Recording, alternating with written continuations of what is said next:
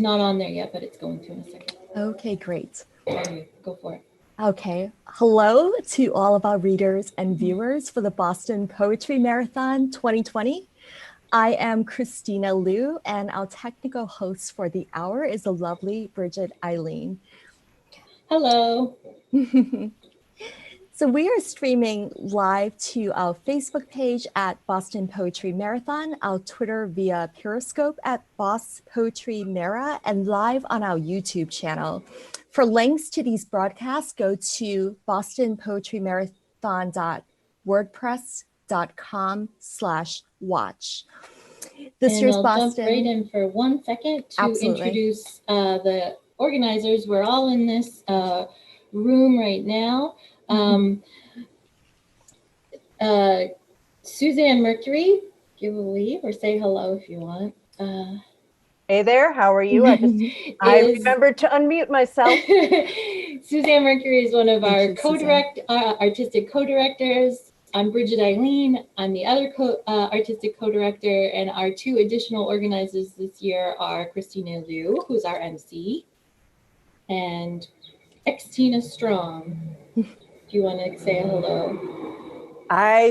Hello, everybody. I just got to chill up my spine. I can't believe this. Like, just sort of pretend we're in Boston, sorted away. You're getting off the bus at South Station. You're hot and sweaty and you're hungry. Yeah, let's go.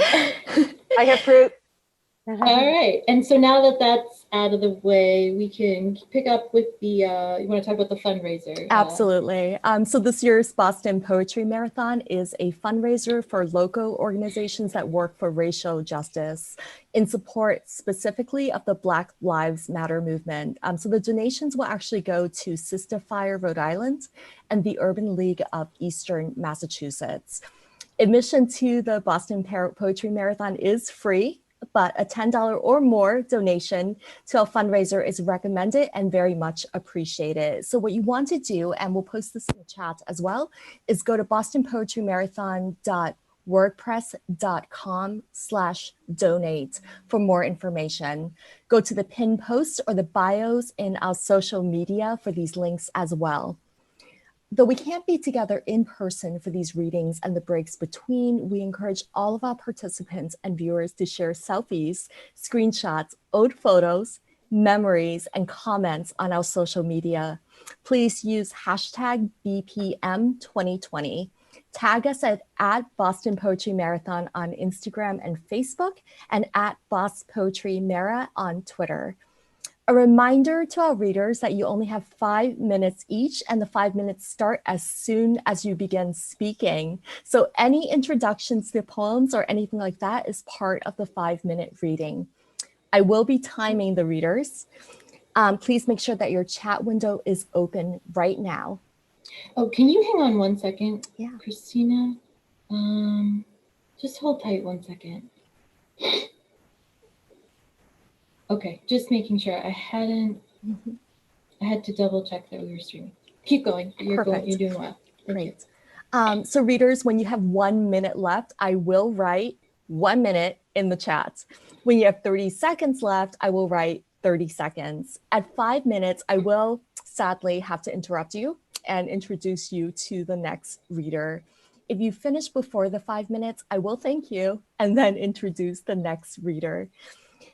If your connection is bad during your reading, I'll interrupt you to let you know.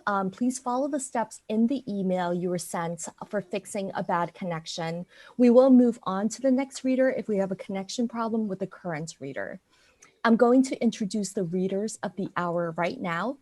Reader, when I say your name, please give a short greeting so we may have a sound check. And at this point, I think everyone should be unmuted. Kelly DuMar. Hello. Great. Joy Ladin. Hi. Hi. Donald Wellman. Here. Okay. Petaluma Vale. Hello. Hi. Elizabeth Guthrie. Hello. Hello. Ellen Steinbaum. Hi. Hi. Catherine Morocco. Welcome. Welcome. Abe Ross. Not here. Okay. Susannah Gardner. Not here. Okay. Perfect. So at the moment, it looks like most of our readers are present. So shall we start? Okay. All right. So our first reader is Kelly DuMar. Hi, it's such a pleasure, an honor to be here as part of the Boston Poetry Marathon. Thank you so much. I'm going to read one poem. It is a poem about the pond where I learned to swim. And this is a new and recent poem that I was asked to read at the edge of the pond for an event that took place recently. Kettle. It's such a pleasure. I'm sorry, can I interrupt for just 1 second? I'm getting a big echo. It's gone now. Okay, so can I just start over? Yeah, absolutely. So 1 minute right now. Okay, good. Thank you. I appreciate it. Kettled. Dry and alert, giddy to be wet, we crammed into the station wagon's back, scrambled to be first to catch the flash of glitter blue through trees. Farm Pond in June wanted us to be wholesome in water. In December, the glass-paned pond iced into a skating rink. The glacier that formed our kettle left the shore where I am barefoot now, 12,000 years ago. I can see 6 decades back, the kettle's stages of my life. Feet wet, whether you want to or not, 8 a.m., June morning chill. You creep up soaked to your waist. Knees knock under cloud covers of sun, every hair on your shivery arms goosed. Remember names of teens, a Red Cross instructor for every level, a Cindy, a Debbie, a Holly, when we are lucky. She lets us up onto the dry dock, wiggle our bodies to warm up, turn off your breath. Bubbles must be mastered, nose, mouth, and chin skim into the green. Blow and boil the kettle with your very own air from the pear in your chest. Next, learn to be dead. There's a trick for that. Sink your whole face flat, let your arms wing out straight, let your legs forget, but don't stiff up. Pretend you have no brain or bones. This is what will happen. You'll float, or you must learn to drown. Roll over now, big sky is watching. You watch it back. This floats like a nap. Holly's hand slips under, presses up the just right spot low on your back. When her hand is gone, you're a raft of your own. There are circles, seasons in between lessons like ballerina toes, pointing or practicing scissors on the dock, and dives, chin tucked, soles tipped to take off, into breaststroke, a valentine, sent by your arms, or backstroke, bang into the dock. Butterfly you'll never be, but freestyle, find your arms ease, water pulled to hips, neck swerves, head lifts, one ear goes deaf, one catches splash and birdsong as your nose rushes, lips part for air. You're buoyant everywhere. 1 August, it's the day to defy the white flagged lanes and guards and cross under the buoyed perimeter. I'm alone and want to be whole-bodied in the smooth of this blue place.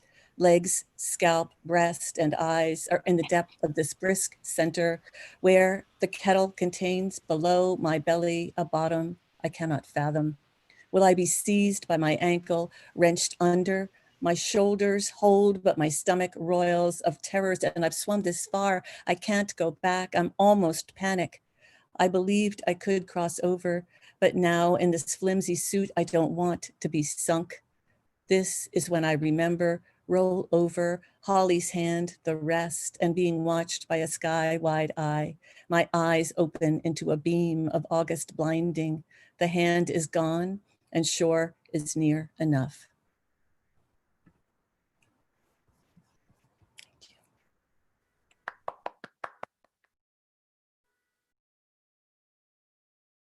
Kelly, thank you so much. That was beautiful. So, our next reader is actually Joy Ladin. Joy, would you like to start? Yes, thank you. You're Wonderful welcome. to be here. Nice to meet you. Nice to meet you. I'm going to read 2 poems. I was thinking to read 2 depressing poems because that's usually what I do, but I decided everybody has so much to be depressed about anyway. I'll only read 1 depressing poem and the other will be better.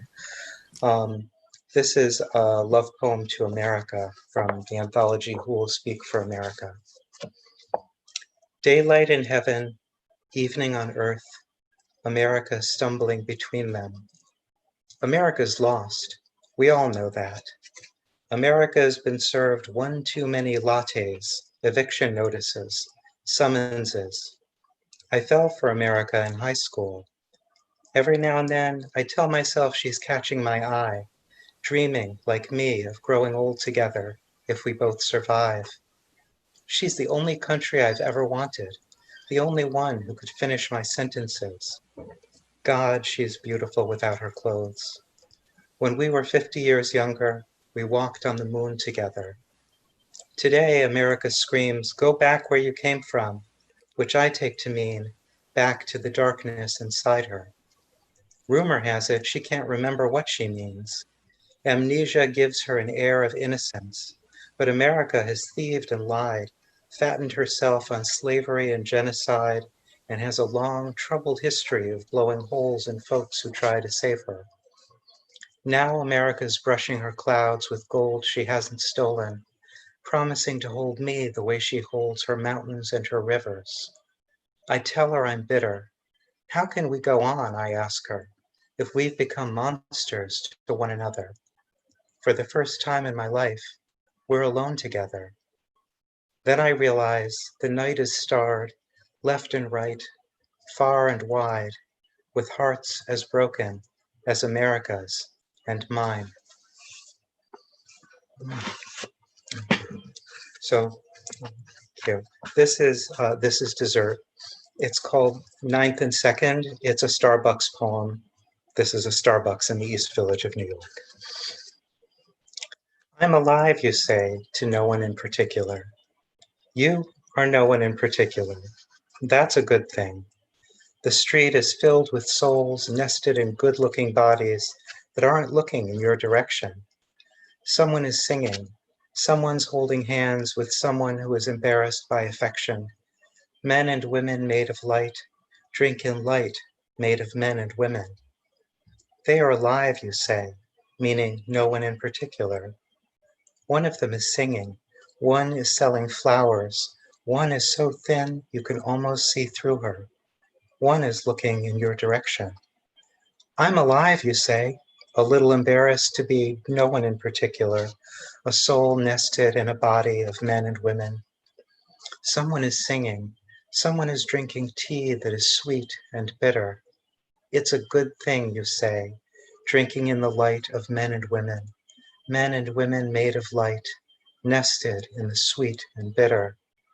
A soul is singing in your direction, so alive, you can almost see her. Thank you. Thank you. That was gorgeous. Absolutely stunning. Next, we have Petaluma Vale. Thank you. So I'm going to read one poem. I've been working on a set of poems that are inspired by the canonical hours, which are like an old schedule, like a monastic prayer schedule. You might have heard of Vespers, and there are other ones as well throughout the day. I have not worked on these poems since the pandemic began, so it's really interesting to go back to look at these poems that are sort of about a specific time of day, of a typical day in the life of, I don't know, typical society. But it's strange to read it now. So I thought, you know, in this time where we are thinking about what if we could bring anything back from normalcy, whatever that was, what would we want to bring back and what would be better off left behind? So this is called Canonical Hours Knowns, or known as 3 p.m. The knowns, or known as, refers to the number 9, which is, they started counting the first hour at 6 a.m. So the 9th hour ends up being 3 p.m. But anywho, so Canonical Hours Knowns. A dip in the sweetness of the blood, a slump in the bones, weary of work. Your knuckles slit by sheets so thin, made from wood beaten to a pulp, soaked, set at right angles. Staples pierce like nails, a recurrent half-waking nightmare. Hypnagogic jerks, the pain of all you've sacrificed. Storm clouds behind your forehead ache. They will break open and pass, but for now you lament. Why? Why? And in the gardens, kinder nap, flesh soft, spirits oblivious to the paper-cut indignities, coward shoulders, relentless raindrops lashing at windows, as close as they can get to your skin, swaddled in corporate casual.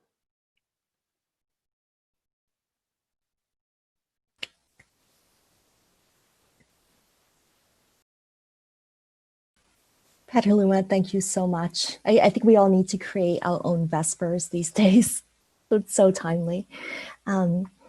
So next, I think we actually have Donald Wellman, whom I will unmute right now.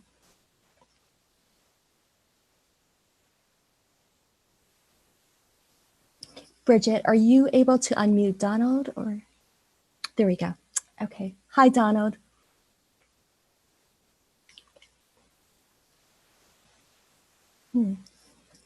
It says unmute, unmute. Bridget, are you? You're all set. Okay, my name is Donald Wellman. I've been working on a collective poem with James Stotts. We don't know what we're doing. We want to write about every poet. It says unmute, unmute. Bridget, are you? You're all set. Okay, my name is Donald Wellman. I've been working. I've got a lag. Collective poem with James Stotts. We don't know what we're doing. We want to write about every poet. It says unmute, unmute. You're all set. Okay, my name is Donald Wellman. I've been. Donald, do you have Facebook up?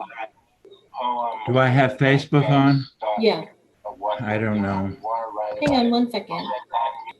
Donald, why don't you just see if you have like Facebook or Twitter or YouTube on, and that might be given the feedback, and then turn that off. And once you do, that should stop with the feedback. And if you want to put your camera down a little bit so we can see more of your face while you read, which is helpful. All set?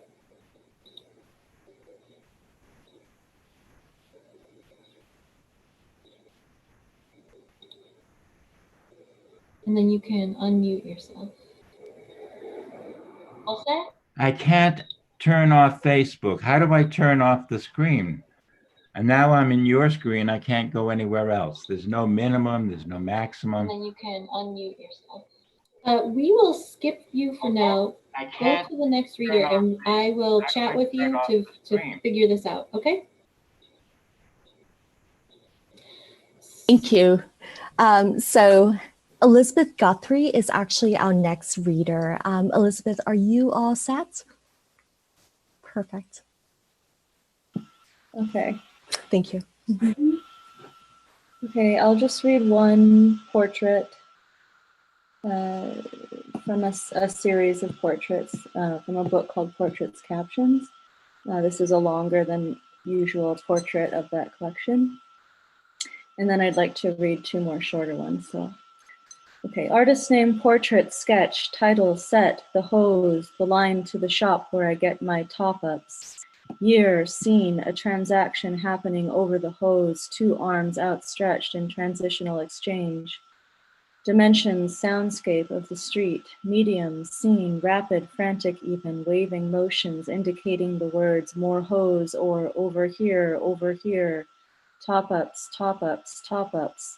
Thought, did not see the source, the van, or what was on the other end of the tube, but did peek in to catch an oddly vulnerable and inappropriate, perhaps, scene like allies rallying around a birth. But in this either putting in or stirring or extracting, I could not tell which, and this lack of clarity and obscurity, not being helped by an inability on my part to discern the contents, not being helped by being a further inability to identify the substance of an area around which the activities seemed to focus. There was the hint of the greatest mystery.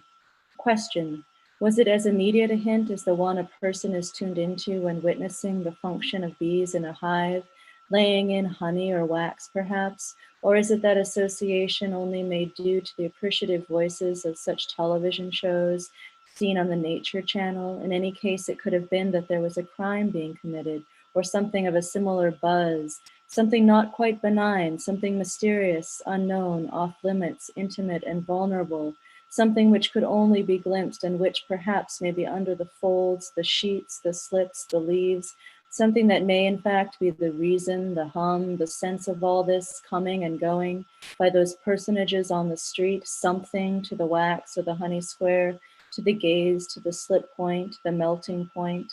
Thought word, the woman bird or bee at ease for the sake of the bees and the turning of their honey square, their squares, that honey that turns their squares around, or the honey squares, those mystery machines, translations, ingredients, tying frames together, making moments, spaces of transformation from front to back, from word to image, from frame to frame, from one moment to the next, from one space to the next, from one voice to another, from one body to another, the wax or the honey square, tending that thing, buzzing that thing, moving and buzzing and tending that space, doing that indescribable, nearly unreal, liminal, rare thing, this thing, its slip point, its transformative space, the action, the impetus, the inspiration, thought. And we do not know where that action comes from. What is the rise, the buoyancy, always a rise to move from one moment to the next, to move forward and up, to translate, to make sense, to move forward and up, and on the environment and on the street, or the front and back of the pages are the water bath of the wax rising in temperature. Again, what is the gaze, causing the rise, the slip point, the melting point, where the outside of wax is molten and begins to rise in the water bath, in the street, in the space between the front and back of a piece of paper. Question: what made the thing? What goes to it, to those who attend to the wax or the honey square? Characters, the front and back of a page, one image, the other the text, image word, which is front and which is back. Scene, what goes in the thing? Anything? So that's the portrait. Hopefully I have time to do two shorter. You have 1 minute. Okay, then I'm going to read this last one. Okay. Which is a recent love poem, and it's fairly short. For you, seawall, because of you, to you make me a ship, make me into a ship. With your fixed point, a telltale quiver, I am full a mast and radiating. A rain monster pushing hands for fair weather. This time our experiment, yes, like children in their time. Machine a yes, or the next time, but yes. Now I see no difference turned on and coming in. The hovering horizon, like Shiva we dip our hands into our wake while gazing out at our approaching. Mark and draw a spray up out of, to ward off and pass into and with our glazed sails, forward so high, bursting along the spectrum. For now, I am on board, I am for a landing, in a ship-shaped flow, so for you, seawall, we sail. Perfect. Thank you so much, Elizabeth. That was beautiful. Next, we actually have Ellen Steinball.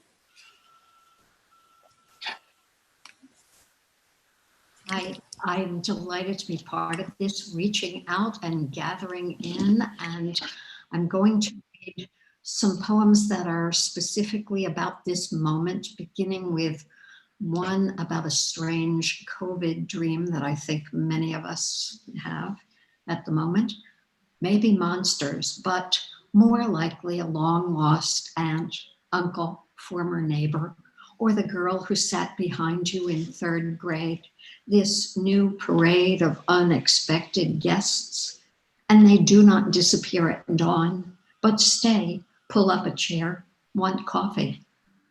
They are tired of themselves, irritable, bewildered at being summoned here so often. Last night in Atlanta, and wearing shockingly high heels, I sat at a picnic table preparing for a job interview for a job I was sure to get. And though I asked, no one could tell me company, interviewer, nature of job. I had to find my way to a city office building, careful not to catch my high heels in the boardwalk boards. While beside me, he was dreaming, he reported in the morning, that he was called upon to sort out who was and who was not essential. I want to see my grandmother, keep asking her to come, but lovingly and with regret she shakes her head, says, I was here for the 20th century, saw so much of it, so much. Wasn't that enough? The time it took. For the moment, ignore the subduing, the bringing to ground, and consider only this, what it feels like to hold the position on the unsteady surface for that long, twice as long as you would sit at your kitchen table waiting for French press coffee, longer perhaps than lowered in a pew or beside a hands folded, head bowed child, holding steady, never shifting weight from your one trembling knee, one burning thigh, even as you feel the pulsing upward desperately at first, then less. Consider how it would feel to continue pushing down, to feel the rumble of shouted words, then heavy quiet, while you continue bearing down. Imagine that you lay one steadying hand on ground beside you and feel stiffness in your legs as you arise from what might, in another circumstance, have been a pose of reference. What the skin hungers for. The heartfelt handshake, yes, or hug, of course, but maybe even more, what would have passed unnoticed then, the slight encountering of edges as we leaned into one another on subway seats, enlarged in winter by layers of sweaters, coats, and through our clothes, the stranger's arm was simple presence only, hardly felt. The way in narrow theater seats, a sleeve to sleeve, or even briefest brush of flesh to flesh occurred below the level of intrusion, leaving now only a vague, insistent groan, the aching touch of what is absent. Thank you. Oh, perfect. Thank you. Next, we have Donald Wellman.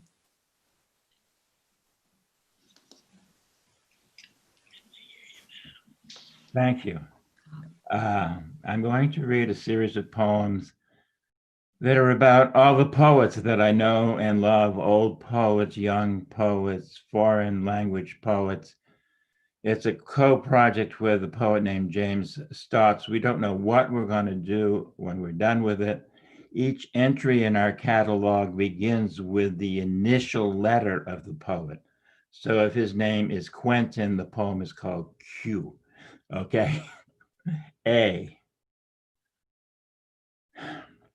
Alfred gave laws. Alfred the homilies. Aubrey mapped decadence. I intended to write about my brother, cousin, uncle Albert. His stone remains uncut because I have delayed. Suzanne loved Aimé, who taught me to skip stones across the bay in my Caribbean youth. She dreamed of underwater groves where children learn to sing. Let's consider the rules of composition. Images are permitted. They skip over one another without discernible links, although a deep current may emerge among folios, imprimés en mon ancestrale cornée blanche. James and I have undertaken this work in a time of Black Lives Matter. Although the presentation follows an alphabetical regimen, many alphabets and languages are in play.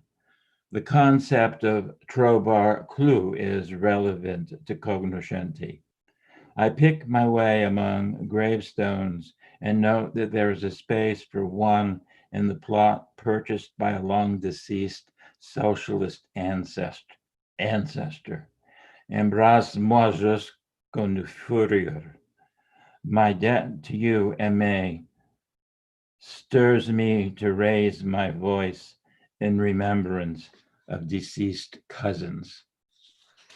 I'm looking at people who are not me. A.U., second poem. See if you can guess who she is.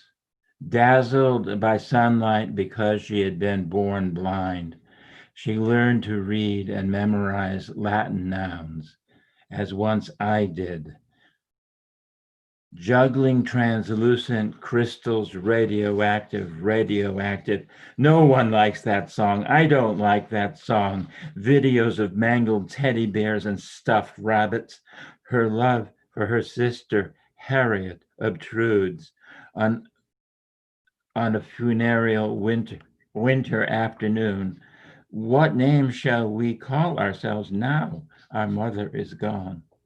She sought an island, not unlike the Carriacou that her mother told over and over, counting rivulets and jacaranda, beads on a rosary, wax on her bottom, and bruising pinches. On St. Croix, I learned to drive on the left side, as did Audrey. I met men that I loved. A house open to the east wind, balanced on a cistern, once slave quarters, the seeds of flame trees blown in from Africa on the sandstorms, long scabbards, bittersweet tamarinds, mawa, your blood running through my dream, red, angry water. CH, because I have so many C's on my list. Big man, ravenous, bottled up for days in a great sweat, pettery in begging diction, decried postcards of things to eat, on edge taught me to write sitting down, immobile himself, a motherly man, feasting on the bones of his children, sought a republic, loved Tansy as I do, immortality, achille millefolium on my stone wall, the corner post of the Annisquam Bridge as tablet. He took night notes, night watchman, wakeful for my welfare and his daughters. So amiss how she would mother him in her youth and die in my brother's arms years later of her fatal addiction like his, alcohol that fuels melancholy. One last poem, E. Donald, you're actually at 5 minutes. I think this is actually a good time to break, but that was perfect timing, and the audio worked out. So thank you. Thank you very much. Thank you. And then next we actually have Catherine Morocco.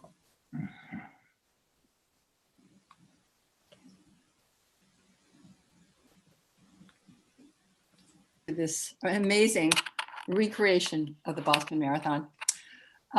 So when one partner in a couple develops dementia, the relationship is transformed. I'm going to read 2 poems about this. This poem takes place in a couple's home and then at a neighborhood barbershop. The stubble. The stubble on your cheeks is blunt, bleached as corn stalks in October. I refuse to touch your razor, but agree to guide you from the threshold as you stand before the glass. Agree to talk you through furrows winding between cheek and nose and thickets under chin. Tremors, I hazard as you miss again. Blade, you counter. Next day, you hold a tiny new mower in your palm. Its head glistens and swivels. You leave it idling in the box. We walk up the block to the candy pole, red striped between the vape and smoke and Stack's espresso bar. You turn away. Is it too much like your old neighborhood?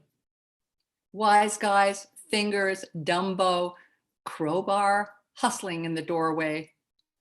Others, the mob, murmuring who they would arrest and how.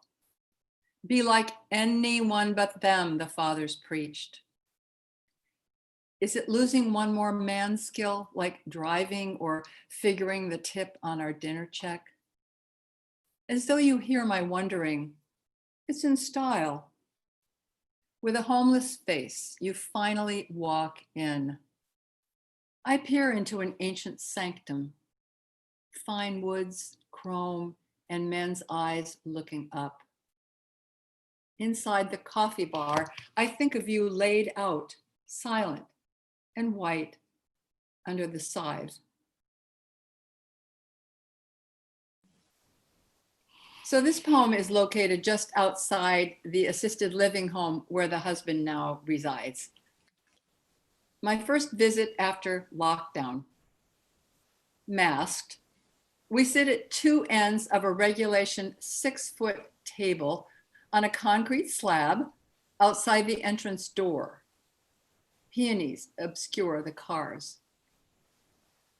The pond a streak across the lawn. Your mop, unbarbered, curls down your ears. A dazed and sleepy Einstein, you. I say, lift your head, David, let me see your eyes. I frisbee toss my card. Aid Ellie catches, opens it to marble thighs of Michelangelo's David. Glory phallus, covered by a frosted cake, jiggling on a tiny spring. Cannoli from your favorite North End shop sits boxed for you to eat inside. I filled them in my kitchen 30 minutes ago. In one hand, a lacy shell. The other holds the swollen pastry bag. Insert the tip and squeeze until ricotta streams into the golden space. Pat chocolate and pistachio bits to seal it in. I watch from far away as Ellie hovers, pulling cards, photos, snowy egret in a pond in Central Park, taking calls, our son's voice breaking on the phone. You, overwhelmed. Ellie gathers cards, cannoli follows you inside. Just days before the lockdown, I bought you a double bed for when I visit. At our only nap, you nodded off, murmuring, I adore. Thank you.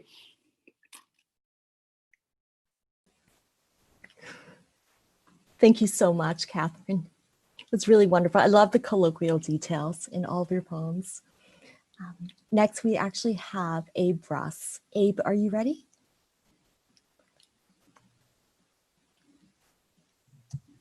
Yeah, I think I can do it. 5-minute slot, yes? Yes. All right. So my poems that I'll be sharing today are likely going to be shorter than most, and I found with love poems in particular, the happier I am, the shorter they are.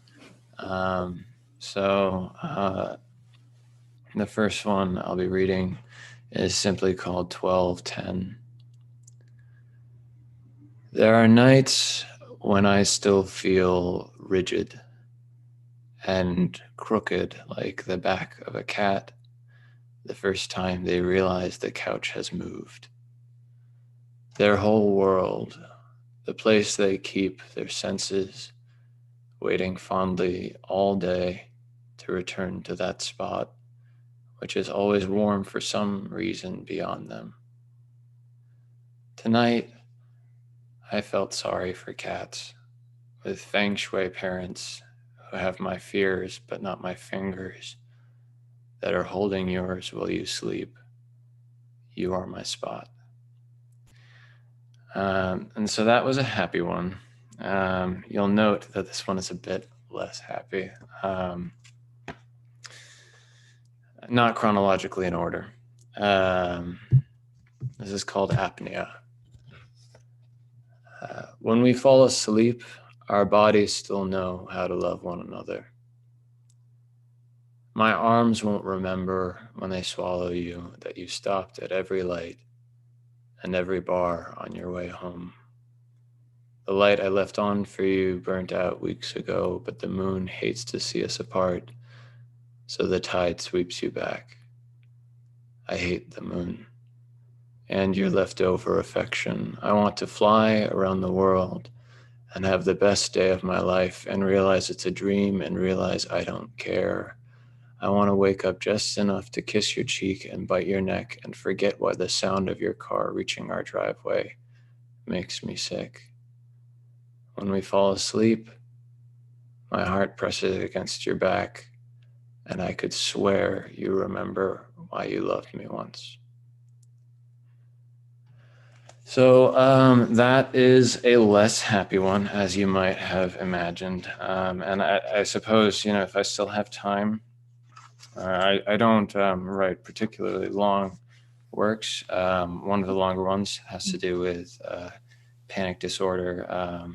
I find that there are long periods of times where you feel like you've beaten it, or you can just pretend it's gone. And this is about that one. It's called Sleeping Atlas. I'll eat up the rain, slapping and slipping down the roof of that beat-up car I was so sure wouldn't live a week. The feeling of waxed wood holding the weight of my arms while I have my second cup and smile at that girl in the cafe kind enough to smile back. That flint spark late beyond night igniting the air in an overtired mind when I remember it would only take 20 minutes to get to the beach. Favorite words that sound like simple syrup no matter how many times they're said over and over. Epic brood, with pentameter thrown in for good measure. This tug of minutes swinging the vignettes, the fickle fourth-legged house pet in and out of the screen door. Sometimes it's hard to remember why I live so angrily.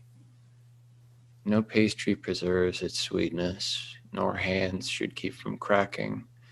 There's no such lies with the passing of time, but the indulgent resignation, a fragile smile held with care, and the prayer, please don't blink, I'm happy.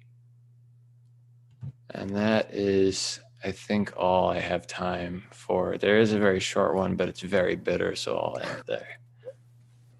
That was absolutely perfect and succinct. Thank you so much. It's beautiful. And then I believe our last reader for this set is Susannah Gardner. Let me just unmute you. There we go. Okay, so is it about 3 pages, what everyone's reading? Is that what 5 minutes is, kind of? Okay, I know the time is ticking. Hi, everyone. Hi. Thanks for doing this, girls. This is great. Okay, so I am going to read a poem called On the Isle of Somewhere, of What Some When. The sea is full of regret. The sea is full of sin, full of repeat, or the sea is deep. of the salt deep, or a drowned book in the noontide sun, all encompassing and all that, and sees all sea as current, and the currents are currency as a language of all, obscures the great divine surroundings. An islander feels its stormy and blustery embrace, and the wind's wayward advance of carried lang alongside itself, in waves, in rock pools and scattered stone, tidings to and fro, that onward want, that multiplicitous hush and repeat that is cunning and crowned with the curtsied sea drag of repeat and repeat and repeat of ancient sea bone and lulling and deep song, so, so deep and dredging is the sea in its resounding. The hull-clipped wings of the deep, deep dredge of what is found there, and more detritus than shell heap and feelings, what was dragged from its kenning, in its keening, in and out and in and out, cast out and thrown back in and considered of no worth, but daily sustenance is something for sure, no? In the rhythmic thrum against tide cast out and in, dragged in, and so forth, and so among tidal pools and tables of want and waste of water and water and water, what is carried or left is a part of the greater story or legend, as the great Occidental border, or the flippant disaster of careless whatnots. The sea is deep, the ocean is deeper. The sea cannot drown me, or the sea only drowns me again and again, said the distance is the figurative lighthouse, that somewhere of what some when of sea change and rising, the constant terrible revision, the beginning of regret coming into the end in the somewhere upon Aiea or sea noise. As the beam of light beckons, it burns, the sirens to shore, begs Oceanus to return and return and return to us again. I think that's probably 5. That was beautiful. Thank you. Thank you. That That's the the first time I sea read it, returning. so. Oh, that's very special. That was absolutely gorgeous. And what a wonderful way to round out this first very, very special hour of our 2020 Poetry Marathon. And we're on time. So thank you all for a wonderful first set. That was perfect. I would like to announce the readers of our next hour. They are Dick Laurie, MP Carver, Timothy Gager, Gail Batchelder, Jack Miller, Philip Manarovich, Bridget Eileen, Amy Alvarez, and Christine Tierney. We'll also have one of our organizers in the Zoom room, is that the correct name? To answer any questions you may have. So please stay, hang out. It was wonderful. And thank you to this hour's readers, Kelly DuMar, Joy Ladin, Donald Wellman, Petaluma Vale, Elizabeth Guthrie, Ellen Steinbaum, Catherine Morocco, Abe Ross, and Susannah Gardner. We've got a very Rhode Island-y room right here. Christina Liu, Bridget Eileen, and Susannah beautiful. Gardner. All right, everyone. Thank you. We'll be back for the next hour. We'll be back pretty soon. You know how to get there. Great. What a pleasure.